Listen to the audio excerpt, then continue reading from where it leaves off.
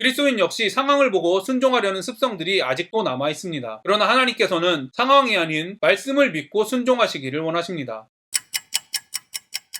안녕하세요. 바이블 TMI의 마카리오스입니다. 오늘 본문은 열왕기하 4장 38절부터 44절입니다. 오늘 말씀은 엘리사가 독을 먹은 제자들을 구한 이야기, 보리떡 20개와 야채 조금을 가지고 100명의 제자를 먹인 이야기입니다. 오늘 말씀을 통해 무지함이 끼치는 영향, 헌신, 참된 그리스도인, 하나님께서 한 번에 모든 것을 주시지 않는 이유에 대해 깊이 성찰하는 시간이 되기를 바랍니다. 엘리사가 다시 길갈에 이르니 그 땅에 흉년이 들었는데 선지자의 제자들이 엘리사의 앞에 앉은지라. 엘리사가 자기 사환에게 이르되 큰 솥을 걸고 선지자의 제자들을 위하여 국을 끓이라 하매 한 사람이 채소를 캐러 들에 나가 들포도 덩굴을 만나 그것에서 드로밥을 따서 옷자락에 채워가지고 돌아와 썰어 국 끓이는 솥에 넣되 그들은 무엇인지 알지 못한지라. 이에 퍼다가 우리에게 주어 먹게 하였더니 무리가 국을 먹다가 그들이 외쳐 이르되 하나님의 사람이여 솥에 죽음의 독이 있나이다 하고 능히 먹지 못하는지라. 엘리사가 이르되 그러면 가루를 가져오라 하여 솥에 던지고 이르되 퍼다가 무리에게 주어 먹게 하라 하매 이에 솥 가운데 독이 없어지니라. 엘리사의 명령을 받은 한 사환은 자신들이 알지 못하는 채소를 넣고 음식을 만들었습니다. 안타깝게도 그 채소에는 독이 들어있어 자신뿐 아니라 많은 사람들이 죽을 위기에 처했습니다. 이런 일은 일상생활에서도 쉽게 일어납니다. 지금도 한 사람의 잘못된 정보 때문에 많은 사람들이 재물을 잃기도 하고 건강을 잃기도 합니다. 교회 역시 마찬가지입니다. 거짓 목회자의 잘못된 가르침 때문에 많은 사람들이 죽음의 길을 걷고 있으면서 생명의 길로 걸어가고 있다고 착각합니다. 다른 사람의 인정을 받기 위해 시작한 사역으로 인해 다른 사람을 더 고통스럽게 하여 교회를 떠나게도 만듭니다. 예수님은 자신만 하늘나라에 들어가지 못하는 것이 아니라 다른 사람마저도 하늘나라를 들어가지 못하게 한다라며 이스라엘의 종교 지도자들을 책망하셨습니다. 많은 그리스도인들이 복음을 전해야 한다고 말합니다. 맞습니다. 그리스도인들은 복음을 전해야 할 의무가 있습니다. 그러나 잘못된 복음을 전한다면 우리는 엘리사의 사안과 같이 죽음을 전하는 사람이 된다는 것을 명심하십시오. 자신도 이해하지 못하고 경험하지 못한 예수님 그리고 하나님의 말씀을 어림짐작해서 자기 마음대로 전하지 마십시오. 모르면 하나님께 기도로 물어보십시오. 말씀을 연구하십시오. 무엇보다 하나님을 꾸준히 경험하게 해달라고 간절히 요청하십시오. 하나님을 이해하지 못하고 경험하지 못하는 피상적인 신앙생활은 자신뿐 아니라 다른 사람도 사망의 음침한 골짜기로 인도한다는 사실을 기억하시며 겸손히 여러분에게 주어진 사명을 감당하시기를 바랍니다. 한 사람이 바알 살리사에서부터 와서 처음 만든 떡, 곧 보리떡 20개와 또 자루에 담은 채소를 하나님의 사람에게 드린지라. 그가 이르되 무리에게 주어 먹게 하라. 레위기와 민수기, 신명기를 보면 첫 열매는 제사장에게 바쳐야 합니다. 그러나 바알 살리사에서 온 사람은 이스라엘의 제사장이 아닌 하나님의 사람인 엘리사에게 첫 열매를 드렸습니다. 즉 바알 살리사에서 온 사람은 거짓 선지자와 참된 선지자를 분별할 수 있는 능력이 있었습니다. 그리고 이스라엘 전통과 사람들의 시선보다 하나님을 따르는 일을 더 중요하게 생각했습니다. 열왕기서 저자는 계속해서 참된 선지자를 분별해야 한다는 것을 보여주고 있습니다. 지금도 마찬가지입니다. 인간관계, 습관적, 내 교회라는 생각으로 헌금과 봉사를 하지 마십시오. 이미 여러 번 말씀드렸지만 우리들 역시 하나님께 드리는 예물을 거짓 선지자들이 가로채지 못하도록 하나님의 사람을 분별하고 예물을 드려야 합니다. 저와 여러분이 교회의 전통, 인간관계 등을 따라 신앙생활하지 않게 되기를 간절히 소망합니다. 하나님이 원하시는 헌신은 우리의 열정으로 결정되는 것이 아니라 참된 하나님의 교회와 사람을 분별하는 일에서부터 시작되고 결정된다는 것을 기억하시기를 바랍니다. 엘리사에게 첫 열매를 바친 사람, 엘리사를 물신양면으로 도와준 수넴 여인 등을 보면 모든 이스라엘 백성들이 우상 숭배하고 하나님을 배신한 것이 아니라는 사실을 알 수 있습니다. 이스라엘 백성들 중 소수는 분명히 하나님을 제대로 섬겼습니다. 시대의 정신을 거스른 이 사람들은 당연히 많은 손해와 핍박을 감수해야 했습니다. 신앙을 지키는 일은 결코 쉽지 않았을 것입니다. 그러나 수넴 여인과 바알 살리사에서 온 사람은 엘리사처럼 유명하지는 않았지만 말씀을 통해 지금도 저와 여러분들에게 참된 신앙인으로 인정받고 있습니다. 지금 한국 교회는 개독교라고 불리며 세상의 지탄을 받고 있습니다. 세상의 평가와 교회의 현재의 모습을 보면 소망이 없어 보입니다. 그러나 여러분, 지금 한국 교회의 상황보다 더 심각했던 이스라엘에서도 소수의 의인은 존재했습니다. 당연히 지금도 소수의 참된 그리스도인이 남아 있습니다. 하나의 진리만 존재하는 것을 극도로 혐오하는 시대 정신을 거스르는 참된 소수의 그리스도인은 당연히 많은 핍박과 손해와 비아냥을 감수해야 합니다. 우리를 속이고 핍박하는 사람들 속에서 신앙을 지키는 일은 결코 쉽지 않습니다. 그러나 여러분 기억하십시오. 지금 우리가 수넴 여인과 엘리사에게 첫 열매를 바친 사람을 참된 그리스도인으로 생각하듯이 마지막 날에 하나님께서 우리를 참된 그리스도인으로 인정하시며 생명의 면류관을 주시는 그날이 반드시 옵니다. 우리는 이 소망을 가지고 인내하는 그리스도인입니다. 저와 여러분이 점점 악해지는 현대 시대에 남겨진 소수의 참된 그리스도인이 되기를 간절히 소망합니다. 그 사안이 이르되 내가 어찌 이것을 100명에게 주겠나이까 하나 엘리사는 또 이르되 무리에게 주어 먹게 하라. 여호와의 말씀이 그들이 먹고 남으리라 하셨느니라. 그가 그들 앞에 주었더니 여호와께서 말씀하신 대로 먹고 남았더라. 많은 사람들은 오늘 본문을 보고 예수님께서 빵 5개와 물고기 2마리로 5,000명을 먹이신 오병이어 사건을 떠올릴 것입니다. 실제로 많은 신학자들이 엘리사가 보리떡 20개와 자루에 담은 채소로 100명을 먹이는 사건을 오병이어 사건의 예표로 해석합니다. 엘리사가 100명의 사람에게 나누어주는 사건과 예수님이 5,000명을 먹이시는 사건을 주의 깊게 살펴보십시오. 엘리사와 예수님은 100명 그리고 5,000명이 먹을 수 있는 양을 확보한 후 나누어 주지 않았습니다. 한 번에 100명, 5,000명이 먹을 음식이 준비된 것이 아니라 말씀의 순종에 가져다 주는 만큼, 즉 순종하는 만큼 음식이 계속 늘어났습니다. 교회에서 점심을 준비할 때 평소에 예배에 참석하는 성도 수를 계산해 준비합니다. 그러나 성도들이 유독 많이 참석한 주일에는 비상이 걸리며 평소보다 밥을 조금씩 나눠줍니다. 이것이 바로 정상적인 생각을 가진 사람들이 일하는 방식입니다. 그리스도인 역시 상황을 보고 순종하려는 습성들이 아직도 남아있습니다. 그러나 하나님께서는 상황이 아닌 말씀을 믿고 순종하시기를 원하십니다. 그래서 그리스도인들은 상황에 따라 순종하는 사람들이 아니라 먼저 하나님의 말씀을 분별하고 분별한 말씀을 믿음으로 순종하는 사람들입니다. 하나님이 일하시는 방식을 기억하십시오. 하나님께서는 우리의 생각과 능력을 뛰어넘는 순종을 요구하십니다. 이때 대부분의 사람들의 반응은 사안의 반응과 동일합니다. 어찌 이것을 할 수 있습니까? 그럼에도 불구하고 하나님께서는 걱정하지 말고 순종하라고 말씀하십니다. 하지만 문제를 해결할 능력을 한 번에 주시지 않으시고 조금씩 주시면서 계속해서 하나님을 의지하게 하십니다. 이미 수차례 말씀드렸지만 자신이 능력 있다고 생각하면 하나님을 의지하지 않고 자신의 힘으로 해결하려고 하기 때문입니다. 모세를 보십시오. 자신의 힘과 능력을 의지했을 때 자신의 동족인 이스라엘 백성을 구하려다 처절한 실패를 하고 왕궁을 떠나 광야로 도망갔습니다. 하지만 도망간 광야에서 겸손해졌고 하나님을 의지하는 사람이 되었습니다. 한국의 젊은 사람들에게 결혼하지 않는 이유를 물어보면 많은 사람이 이렇게 대답합니다. 결혼할 준비가 되지 않았다. 마찬가지로 많은 그리스도인들이 성경 공부, 기도회, 사역 등 하나님을 더 알지 않고 하나님의 사역에 참여하지 않는 이유를 물어보면 이렇게 대답합니다. 시간이 없다. 능력이 안 된다. 지금 하고 있는 일만 끝나고 하겠다. 한마디로 요약하면 자신은 아직 하나님의 사역에 동참할 준비가 되지 않았다입니다. 그리고 준비가 되면 하나님의 사역에 동참하겠다라고 말합니다. 하지만 저는 바로 이것이 많은 그리스도인이 착각하는 것이라고 생각합니다. 저는 단언할 수 있습니다. 여러분에게 하나님을 섬길 시간, 능력이 주어질수록 여러분은 더욱 하나님과 멀어질 것입니다. 왜냐하면 하나님의 일은 우리의 능력으로 하는 것이 아니라 하나님의 능력으로 하는 것이기 때문입니다. 우리의 능력을 사용하면 할수록 하나님의 능력은 사라지기 때문입니다. 여러분, 이 사실만큼은 기억하시기를 바랍니다. 우리가 부족하고 연약하다고 고백하며 하나님을 간절히 의지할 때 하나님이 일하십니다. 그리고 조금씩 하나님의 일을 감당할 수 있는 능력을 주십니다. 하나님을 더욱 의지하는 겸손한 영으로 성장시켜 주십니다. 여러분, 예수님으로 인해 우리의 구원은 단번에 완성되었지만 실제로 우리에게 구원이 적용되는 일은 단번에 끝나지 않습니다. 분명히 말씀드립니다. 여러분의 믿음은 단번에 완성되지 않습니다. 저와 여러분의 믿음은 하나님께서 정하신 믿음의 경주를 통해서 성장하고 완성되는 것입니다. 자신의 능력으로 하나님의 사역을 감당하려고 하다 실패한 경험, 자신이 할 수 없다고 고백했을 때 하나님께서 일하신 경험들이 쌓여가며 하나님을 더 신뢰하게 되는 것입니다. 저와 여러분이 하나님께서 모든 능력과 상황을 주시고 하나님의 일에 동참하라고 하지 않으신다는 것을 기억하게 되기를 바랍니다. 하나님께서는 믿음으로 순종해 한 걸음 나가는 만큼 감당할 수 있는 능력을 주신다는 것을 기억하시고 믿음의 경주를 멈추지 않게 되기를 바랍니다. 제가 오늘 여러분과 적용하고 싶은 부분을 말씀드리겠습니다. 첫 번째, 자신의 무지함, 특히 피상적인 믿음 때문에 다른 사람이 피해를 보고 손해를 본 적이 있는지 생각해 보시기를 바랍니다. 두 번째, 하나님이 원하시는 헌신을 자신의 열정으로 판단하고 있는지, 참된 하나님의 교회, 사람, 사역을 분별하는 것으로 판단하고 있는지 자신의 판단 근거를 확인해 보시기를 바랍니다. 세 번째, 악해지는 현대 시대에 소수의 참된 그리스도인으로 남기 위하여 무엇을 포기하고 희생하고 있는지 살펴보시기를 바랍니다. 네 번째, 하나님께서 인간에게 한 번의 모든 능력과 믿음을 주시지 않는 이유에 대해 깊이 묵상해 보시기를 바랍니다. 오늘도 행복한 하루가 되시기를 바랍니다.